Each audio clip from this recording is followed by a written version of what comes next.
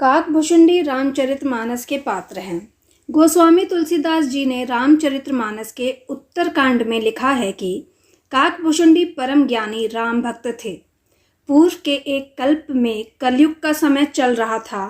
उसी समय काकभुशुंडी जी का प्रथम जन्म अयोध्यापुरी में एक शूद्र के घर में हुआ। उस जन्म में वे भगवान शिव के भक्त थे, लेकिन अहंकार के वशीभूत होकर वे अन्य देवताओं की निंदा करते थे। एक बार अयोध्या में अकाल पड़ जाने पर वे उज्जैन चले गए। वहां वे एक दयालु ब्राह्मण की सेवा करते हुए उन्हीं के साथ रहने लगे। एक बार उस शूद्र ने भगवान शंकर के मंदिर में ब्राह्मण का अपमान कर दिया।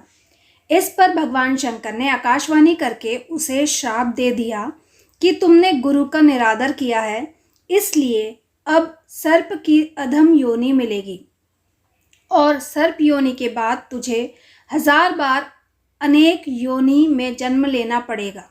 शूद्र के गुरु बड़े दयालु थे, इसलिए उन्होंने शिव जी की स्तुति करके अपने शिष्य के लिए क्षमा प्रार्थना की। गुरु के द्वारा क्षमा याचना करने पर भगवान शंकर ने आकाशवाणी करके कहा, ब्राह्मण, मेरा शाप व्यर्थ नहीं जाएगा। इस शूद्र को 1000 बार जन्म अवश्य ही लेना पड़ेगा, किंतु जन्म और मरने में जो दुख होता है वह इसे नहीं होगा और किसी भी जन्म में इसका ज्ञान नहीं मिटेगा।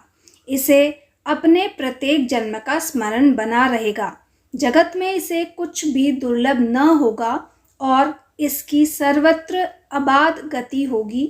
मेरी कृपा से इसे भगवान श्री राम के चरणों के प्रति भक्ति भी प्राप्त होगी।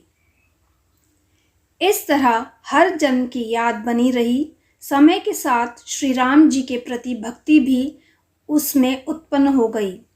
उस शूद्र ने अंतिम शरीर ब्राह्मण का पाया। ब्राह्मण बनने पर वह ज्ञान प्राप्ति के लिए लोमश ऋषि के पास गया। जब लोमश ऋषि उसे ज्ञान देते थे तो वह उनसे अनेक प्रकार के तर्क कुतर्क करता था। उसके इस व्यवहार से कुपित होकर लोमश ऋषि ने उसे शाप दे दिया कि जा, तू चंडाल पक्षी कौवा हो जा। वह तत्काल कौवा बनकर उड़ गया। श्राप देने के बाद लोमश ऋषि को पश्चाताप हुआ और उन्होंने उस कौवे को वापस बुलाकर राम मंत्र दिया और साथ इच्छा मृत्यु का वरदान लोमश ऋषि ने उस ब्राह्मण को दे दिया। कौवे का शरीर पाने के बाद ही राम मंत्र मिलने के कारण उस शरीर से उन्हें प्रेम हो गया और वे कौवे के रूप में ही रहने लगे। कालांतर में काकभुशुंडी के नाम से पहचाने गए।